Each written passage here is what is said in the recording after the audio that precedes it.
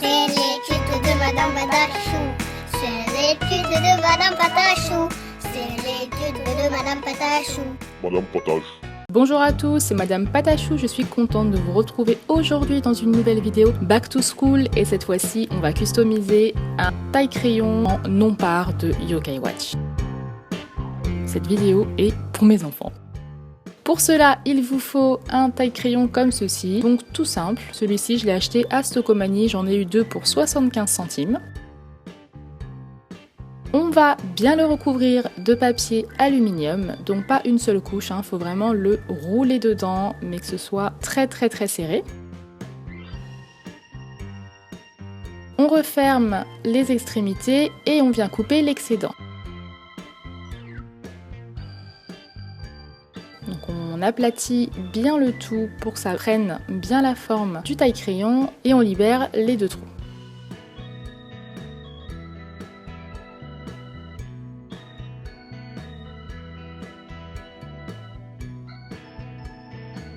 On fait de même avec l'ouverture. Ensuite, je prends de la pâte blanche et un tout petit peu de noir pour obtenir ce gris très clair, que j'étale sur le numéro 1 de ma machine à pâte, donc moi c'est une Atlas. Et je viens comme ceci faire le tour du taille-crayon. Donc on fait bien attention d'aller en dessous de l'ouverture, sinon ça va tout fermer. Et là, le plus long, c'est de tout lisser avec les doigts pour que vraiment il n'y ait presque plus de marques. Donc vraiment, ayez les mains super propres et un plan de travail super propre pour ne pas salir la pâte. Je bouche les trous éventuels, toujours avec les mêmes techniques. Soit on utilise un outil comme ceci en silicone, soit on utilise ses doigts. Les deux fonctionnent très bien. J'ai bien pris soin de rester en dessous de l'ouverture. Je coupe ensuite un long rectangle noir comme ceci que je mets de côté. Et je prends le bas du taille-crayon. Et toujours avec de la pâte noire, je viens faire tout le tour comme ceci. Donc c'est pour faire le pantalon de mon cher yokai. Avec le rectangle de pâte, je passe tout autour.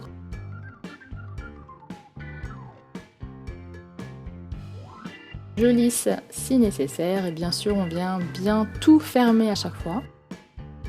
C'est ce qui prend le plus de temps, je vous l'accorde. Et pensez bien à vous essuyer les mains avec une lingette entre chaque couleur puisque justement à force de frotter la pâte comme ça, on a les doigts tout colorés. Je prends ensuite de la pâte blanche, je viens y couper un rectangle et je viens couper plein de lignes dans ce rectangle. Que je recoupe comme ceci. Et que je viens placer sur le pantalon comme ceci. On coupe l'excédent à chaque fois, évidemment. Et on vient en poser dans l'autre sens pour faire des croix. Donc il ne faut pas que la pâte soit trop épaisse.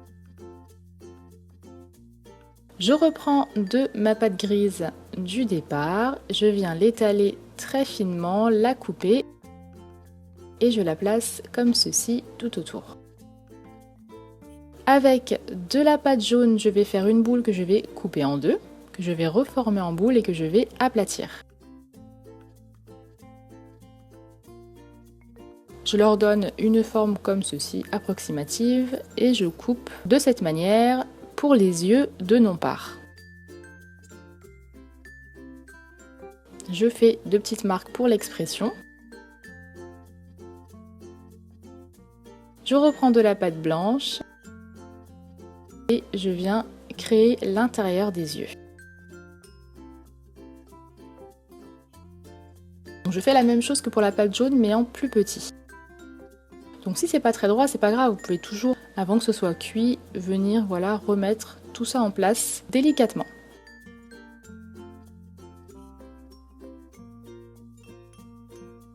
Ensuite on prend de la pâte noire. On fait des boudins qu'on vient faire pointus sur les extrémités et on les pose au-dessus des yeux.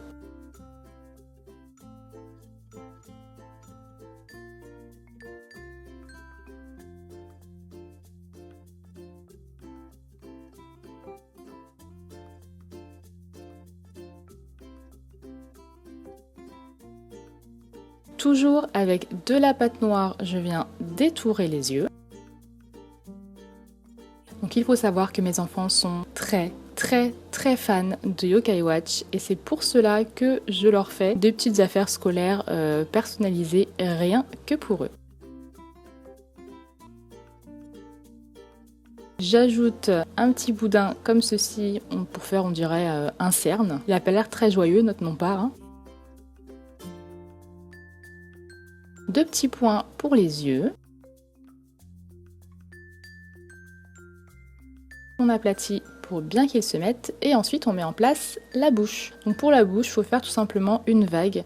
Le tout c'est de ne pas coller tout de suite le boudin, sinon ça va marquer la pâte grise et alors là, c'est la catastrophe. Donc voilà pour non-part. On n'a plus qu'à l'enlever du bas du taille-crayon sans l'écraser surtout, c'est très important. Et on le met au four pour le cuire une première fois environ 15 minutes. Je prends ensuite de la pâte bleue et je fais la même chose qu'avec la pâte noire pour le dessous, mais cette fois-ci pour le dessus. En prenant soin de libérer les trous du taille-crayon. Si j'ai trop enlevé de pâte, j'en ajoute, comme ceci, et puis je viendrai lisser par la suite.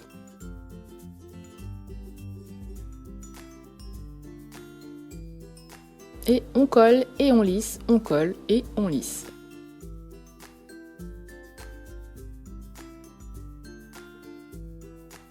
Je coupe un long rectangle toujours dans cette pâte bleue que je viens disposer tout autour en prenant soin encore une fois de ne pas aller par-dessus l'ouverture.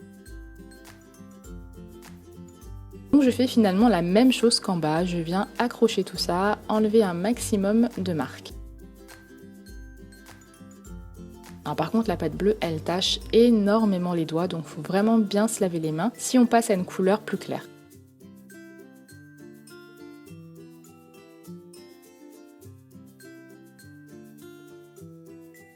On vérifie bien voilà, que le bouchon s'enlève correctement.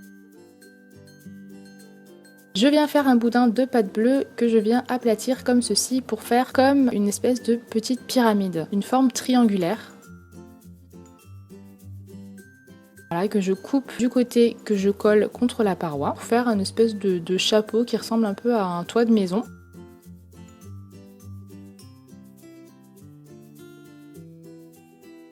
Et un boudin plus fin comme ceci pour faire le raccord. Le raccord c'est tout simplement voilà, pour que ça soit fluide et que ça ne fasse pas un angle, que je viens étaler comme ceci. J'ajoute plein de boudins fins comme ceci, hop. Donc là c'est très délicat parce qu'ils ne se mettent pas forcément toujours droit, il faut aller très doucement.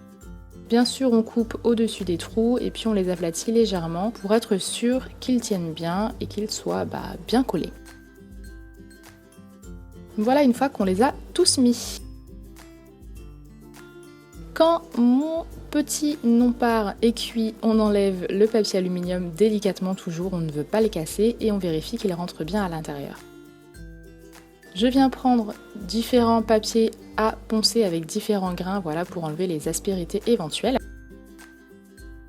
Et je viens prendre du gris du début et j'ajoute un petit peu de marron. Et je vais créer les bras de non-part.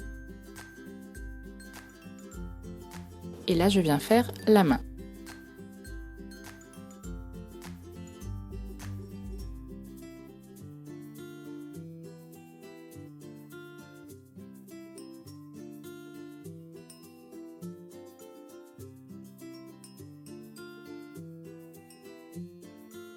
Donc je suis pas très forte avec les mains, mais je pense que je m'en suis bien sortie pour cette fois. J'accroche la main au bras. Donc on prend bien soin de bien les coller ensemble. Et pour être certaine que le bras colle bien, je vous conseille de mettre un micro bout de pâte, comme ceci sur votre pâte qui a déjà cuite, de l'étaler et d'y accrocher le bras et même ajouter un tout petit peu de fimo liquide. J'ai collé les mains aussi avec légèrement de la fimo liquide sur le visage de non-part pour être sûr qu'ils tiennent. J'ai bien sûr mis le chapeau aussi au four. J'enlève pareil le papier alu, je mets de la colle chaude ou n'importe quelle colle, de la colle forte si vous désirez, et je viens coller les éléments du taille-crayon. Ensuite, je peux fermer mon taille-crayon et ajouter des touches de peinture.